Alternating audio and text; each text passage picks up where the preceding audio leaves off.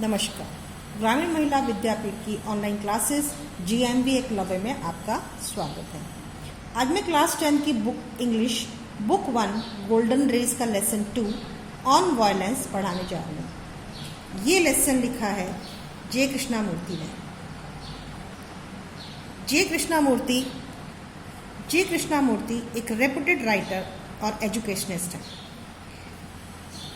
उन्होंने उनका जैसे लाइक बेटार्ड रसेल की तरह उनका माइंड भी बहुत ज़्यादा फुल ऑफ रिवोल्यूशनरी आइडियाज से था, जाकि ओल्ड फैशन जो वर्ड है उसको चेंज करना है, नई चीज़ें लोगों को सिखानी है।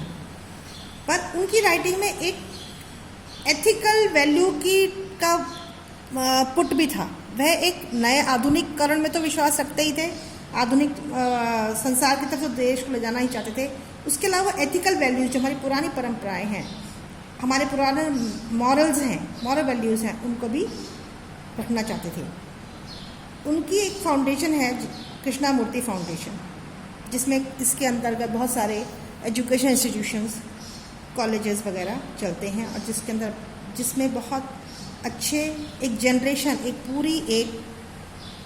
पैदा होती है, बहुत ब्रिलियंट स्टूडेंट्स की और एकेडमिशियंस की, शिक्षाविदों की एक पूरी जनरेशन निकलती है उस कॉलेज से, उस स्कूल से। आइए हम लेसन पढ़ते हैं on violence. There is a great deal of violence in the world. There is a physical violence and also inward violence. Physical violence is to kill another, to hurt other people consciously, deliberately, or without thought, to say cruel things, full of antagonism and hate, and inwardly inside the skin, to dislike people, to hate people, to criticize people. Inwardly, we are always quarreling, battling, not only with others, but with ourselves. We want people to change. We want to force them to our way of thinking. Writer कहता है कि world में, दुनिया में बहुत तरह की violence है, बहुत तरह की हिंसा है। वायलेंस किस तरह की है? फिजिकल वायलेंस भी है, जहाँ पे हम एक दूसरे को शरीर से क्षति पहुँचाते हैं, फिजिकली हम वायलेंट होते हैं, चाहे हम गुस्सा करके हों, चाहे हम मार के हों। और एक इनवर्ड वायलेंस, हमारे अंदर भी अपने अंदर भी वायलेंस चलती रहती है, एक हिंसा चलती रहती है। फिजिकल वायलेंस क्या है? Physical violence is to kill another. हम दूसरे को मारते हैं कॉन्शियसली, जानबूझ करके मारेंगे, डेलिबरेटली, इंटेंशनली, कॉन्शियसली हमको पता है कि हम उसको मार रहे हैं, डेलिबरेटली हमारा इंटेंशन है कि मैं इसको चोट पहुंचाऊं, एंड डिलीजेंट, डेलिबरेटली और विदाउट थॉट, टू से क्रूअल थिंग, बिना सोचे समझे हम किसी को बुरी चीज़ें कहें, जिसको दुख पहुंचाने वाली चीज़ें कहें। Full of antagonism. एंटागोनिज्म का मतलब है अग्रेसिव अपोजिशन, किसी का विरोध करना, गुस्से से किसी का विरोध करना, झल्ला करके किसी का विरोध करना, चाहे बातों का, चाहे किसी के एक्ट का। एंड हेट, और हेट करना, घृणा करना, ये सारा हमारा हो गया physical violence. And inwardly, inside the skin के अंदर, हमारे शरीर के अंदर, हम अपने आप में, टू डिसलाइक पीपल, हम शो नहीं कर रहे पर हम लोगों को पसंद नहीं कर रहे, हम हेट कर रहे हैं, क्रिटिसाइज कर रहे हैं, उनकी बुराइयां कर रहे हैं। तो ये सारी चीज़ें हैं, ये वायलेंस है, चाहे हम इनवर्डली वायलेंस हो, चाहे फिजिकल वायलेंस हो। Inwardly we are always quarrelling, अंदर से हम हमेशा अपने आप से झगड़ते रहते हैं, लड़ते रहते हैं। तो हम ना दूसरों से नहीं, हम अपने आप से भी लड़ते रहते हैं। हम चाहते हैं कि लोग जैसा हम सोचते हैं, हमारी सोच की तरह से ही सोचें, जैसी हमारी सोच है वही सही है, और लोगों को उसके हिसाब से चेंज होना चाहिए। In the world, as we grow up, we see a great deal of violence at all levels of human existence. The ultimate violence is war, the killing of ideas, for so-called religious principles, for nationalities, the killing of preserve a little piece of land. To do that, man will kill, destroy, mine, and also be killed himself. There is enormous violence in the world, the rich wanting to keep people poor, and poor wanting to get rich, and in the process hating the rich, and you being caught in society are also going to contribute this. अब लेखक कहता है कि हम इस world में, हम इस दुनिया में ग्रो करते हैं, बड़े होते हैं, तो हम हर लेवल पे, हर एज में हम ह्यूमन एग्जिस्टेंस के, ह्यूमन के बढ़ने पर हम देखते हैं कि एक वायलेंस है। अल्टीमेट फाइनल वायलेंस क्या है? अल्टीमेट मतलब फाइनल, लास्ट स्टेज। वायलेंस की लास्ट स्टेज क्या है? वॉर, लड़ाई। द किलिंग ऑफ आइडियाज़, वह लड़ाई आइडियाज़ को मारने की हो सकती है। वह आइडिया रिलीजियस जो प्रिंसिपल्स होते हैं, हमारे रिलीजियस जो विचारधारा होती है, धार्मिक जो विचारधारा होती है, देश के प्रति जो विचारधारा होती है, उसको मारने के लिए हो सकती है। या फिर एक छोटी जमीन के टुकड़े के लिए भी हम लड़ाई करते हैं, वो भी हो सकती है। To do that man will kill, इन सब चीज़ों के लिए आदमी क्या करेगा? वह मारेगा, डिस्ट्रॉय करेगा, ख़त्म करेगा। मैन मीन्स गॉड्स इंजरी, किसी को चोट पहुंचाएगा और अपने आप भी मरेगा। There is enormous violence in the world, लिखा कहता है कि इनॉर्मस, बहुत ज़्यादा, दुनिया में बहुत ज़्यादा वायलेंस है, इमेंस, वेरी लार्ज स्केल पर वायलेंस है। रिच और रिच होना चाहता है, रिच पुअर को मारना चाहता है, पुअर जो है रिच बनना चाहता है। उस प्रोसेस में, रिच बनने के प्रोसेस में वह रिच अमीर लोगों से घृणा करने लग जाता है, इस सोसाइटी में पड़ जाता है, इस सोसाइटी के सब चीज़ों में झगड़ पड़ करके वही कुछ करने लग जाता है जो इस दुनिया में वायलेंस है, वही हम भी सब आपस में करने लग जाते हैं। There is violence between husband, wife and children. There is violence, antagonism, hate, cruelty, ugly criticism, anger, all this is inherent in man, inherent in each human being. It is inherent in you, and education is supposed to help you to go beyond all that. Not merely to pass an examination and get a job. You have to be educated so that you become a really beautiful, healthy, sane, rational human being.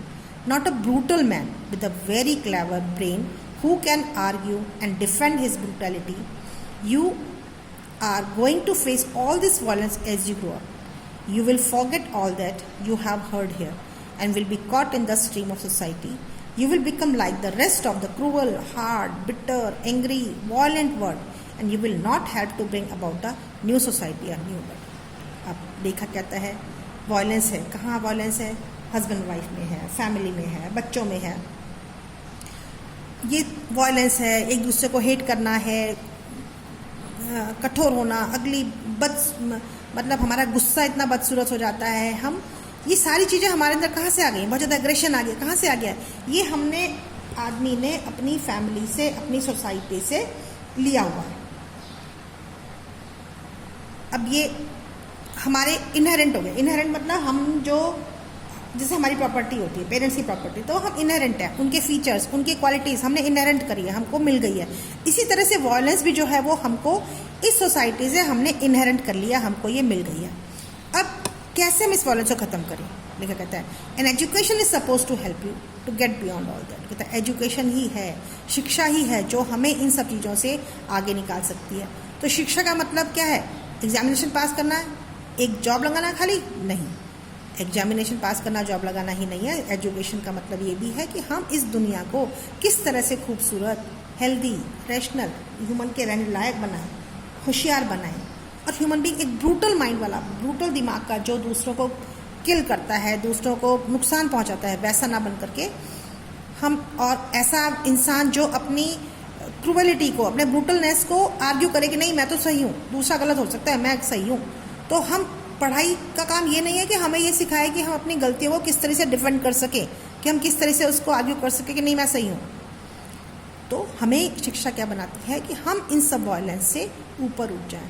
हमें society को एक बहुत अच्छी society बनाएं जिसमें ये सारी चीज़ें हैं, एंगर है, गुस्सा है, वायलेंस है, ये सब कुछ ख़त्म हो जाए और हम एक नया वर्ड, सुंदर सोसाइटी, नया वर्ड बनाएं। But a new word is necessary, a new culture is necessary. The old culture is dead, buried, burnt, exploded, vaporized. अब लेखक कहते हैं कि जो नया वर्ड बनाना जो है वो बहुत आवश्यक है, बहुत ज़रूरी है, जिसमें जो ओल्ड कल्चर है हमारा, मारने का, जलाने का, एक्सप्लोड कर देने का, ये सारा वेपोराइज हो जाए। वेपोराइज हो जाना मतलब उड़ जाए, और हमको एक नई सोसाइटी बनानी पड़ेगी। अब हमें वो सोसाइटी बनानी है, ऐसा कल्चर बनाना है जो बिल्कुल वायलेंस के ऊपर नहीं हो। The new culture depends on you because the older generation has built a society based on violence, based on aggressiveness, and it is this that has caused all the confusion, all the misery. The older generation have produced this word and you have to change it. You cannot just sit back and say, I will follow the rest of the people and seek success and position. If you do, your children are going to suffer. You may have a good time, but your children are going to pay for it. So you have to take all that into account. The outward cruelty of man to man in the name of God, in the name of religion, in the name of self-importance, in the name of security of the family. You will have to consider the outward cruelty and violence and the inward violence which you do not yet know. अब लेखक कहता है कि अब जो पुराना culture है, पुरानी सोसाइटी है, अब हमको उसको चेंज करना है. जो कन्फ्यूजन, जो दुख परेशानियाँ हो गई हैं, हमको दुनिया से, इस वर्ल्ड से हमको उसको हटाना है जो हमारी पुरानी जनरेशन ने उसको बना दिया है. अब हम ये नहीं कह सकते कि हम खाली पीछे बैठ जाएं और हम बोलेंगे ठीक है भैया मैं क्या करूं, पहले वाले लोगों ने जो बनाया और मैं उसी को लूँगा और मैं उन्हीं लोगों को फॉलो करूँगा और मैं सक्सेस लूँगा, एक पोजीशन होगी, मेरा नाम होगा, मैंने करूँगा. लेकिन नहीं, आपको ऐसा नहीं करना है. यदि आप ऐसा करते हो तो आपके बच्चे इस चीज़ को सफ़र करेंगे, उनको नुकसान पहुँचेगा. तो कहता हो सकता है कि आपको you may have a good time, हो सकता है तुम्हारा टाइम अच्छा निकल जाए, पर तुम्हारे बच्चों को इसके लिए पे करना पड़ जाएगा. तो कहते हैं, लिखा आगे कहते हैं कि असले आपको सोचना है. जो हमारी आउटवर्डली क्रूअलिटी है, जो हम बाहर से जो हम क्रूअल हैं, जो हम गुस्से वाले हैं, मारपीट करने वाले हैं, वायलेंस करने वाले हैं, चाहे वो भगवान के नाम पर हो, चाहे वो रिलीजन के नाम पर हो, चाहे वो अपने आप को इम्पोर्टेंस देने के नाम पर हो, हमको इस सबको चेंज करना है. ये आउटवर्डली है. और कहते हैं वह इनवर्डली वायलेंस भी जो अभी तक आपको नहीं पता, क्योंकि आप बच्चे हो इसलिए अभी आपको नहीं पता कि आपके अंदर भी वायलेंस है. वो कैसे ग्रो होगी, जैसे जैसे आप बड़े होते जाओगे आप रियलाइज़ करोगे कि आपके इनवर्डली वायलेंस कितनी है. जैसे वो आगे लेखक कह रहे हैं, you are still young but as you grow older you will realise how inwardly man goes through health, goes through great misery, because he is in constant battle with himself, with his wife, with his children, with his neighbors, with his God. He is in sorrow and confusion, and there is no love, no kindliness, no generosity, and no charity. तो जैसे अब आदमी क्या होता है, इंसान बड़ा होता है, लड़ाई भी करता है अपने आप से, अपने विचारों से, अपने आप से, घर में बीवी से, बच्चों से, अपने पड़ोसियों से, यहाँ तक कि हम भगवान से भी लड़ते हैं. उस सब चीज़ों में क्या है, हम दुखी हैं, हमारे में कन्फ्यूजन है, प्यार नहीं है, हमारे में दया की भावना नहीं है, हमारे में चैरिटी की भावना नहीं है, दान देने की भावना नहीं है. एक आदमी PhD हो सकता है, बड़ा नाम कमा सकता है, पर यदि उसके पास में लव नहीं है, अफेक्शन नहीं है, दया नहीं है उसमें, और कन्फ्यूजन ही है, तो वो is a really worse than an animal, because he contributes to a world that is destructive. क्यों है? क्योंकि वह एक ऐसा संसार बना रहा है, वह एक ऐसी दुनिया बना रहा है जिसमें प्यार, अफेक्शन, लव कुछ भी नहीं है. तो वह इंसान क्या है, वह जानवरों से भी खराब है, क्योंकि वह गलत सोसाइटी बना रहा है. So while you are young you have to know all these things, you have to be shown all these things, you have to be expose to all these things so that your mind begins to think. तो अब सारी चीज़ों का आप young हो, इन सब चीज़ों का आपको एक्सपोज होती है, तो आपको अपना एक माइंड बनाना है, आपको ऐसी चीज़ बनाना है कि इन सब चीज़ों में आप नहीं बनो. Otherwise you will become like the rest of the world. नहीं तो आप उन्हीं चीज़ों को अपनाओगे, उन्हीं चीज़ों को देखोगे, तो आप जैसे रेस्ट ऑफ द वर्ल्ड है, पूरी दुनिया है, उसी तरह से आप भी बन जाओगे. And without love, without affection, without charity and generosity, life becomes a terrible business. Life एक बहुत बुरी बन जाती है, जहाँ पे हमारे पास प्यार नहीं है, अफेक्शन नहीं है, दूसरे की भावना को समझने की शक्ति नहीं है, दान नहीं है. That is why one has to look into all these problems of violence. इसलिए सबको, हम सबको एक इस प्रॉब्लम की तरफ ध्यान देना पड़ेगा, इसको देखना पड़ेगा. Not to understand our violence is to be really ignorant, is to be without intelligence and without culture. Life is something enormous, merely to carve out a little hole for oneself and to remain in that little hole. Life क्या है? Life खाली इसी culture में, violence वाली life में रहना नहीं है. लाइफ है, बहुत बड़ी है लाइफ, जिस हमारे बहुत कुछ है जीवन में करने के लिए. हमें एक ऐसा होल, ऐसा छेद पैदा करना है, एक ऐसी चीज़ हमको बनानी है, कावड़ और मतलब बनाना है जो, और उस होल के अंदर रहना है. Fighting of everybody is not to live, oneself remain in that little, हम उसी होल के अंदर रहें. फाइटिंग ऑफ एवरीबडी, सबसे लड़ें और जिए नहीं. सो हमारे ऊपर है, it is up to you. From now on you have to know about all this things. So ये सारी बुराइयों के बारे में हमें पता होना चाहिए कि हम जो भी एक्ट करते हैं, जो भी कुछ करते हैं, वह खराब है या अच्छा है. You have to choose deliberately to go the way of violence और स्टैंड अप अगेंस्ट सोसाइटी। अब लेखक कहते हैं कि हमारे ऊपर है, हम देखें कि हमें जैसी दुनिया चल रही है उसके हिसाब से चलना है, या जो सोसाइटी बन चुकी है हमको उसके अगेंस्ट जाना है और एक अच्छी सोसाइटी खड़ी करनी है। Be free, live happily, joyously, without any antagonism, without any hate, then life becomes something quite different, then life has a meaning is full of joy and clarity. लेखक कहते हैं आगे कि फ्री हो, खुशी से जियो, खुश रहना चाहिए, बिना विदाउट एनी एंटागोनिज्म, मतलब बिना किसी इनफोर्स, किसी को जोर ज़बरदस्ती के अपनी बात मनवाने के लिए कोई एग्रेशन हमको शो नहीं करना है, बिना किसी हेट के हमें जीना है, और हमको एक ऐसी जीवन जीना है जिसमें एक मीनिंग है, जिस जीवन का एक अर्थ है, जिसमें खुशी है, जिसमें क्लैरिटी है।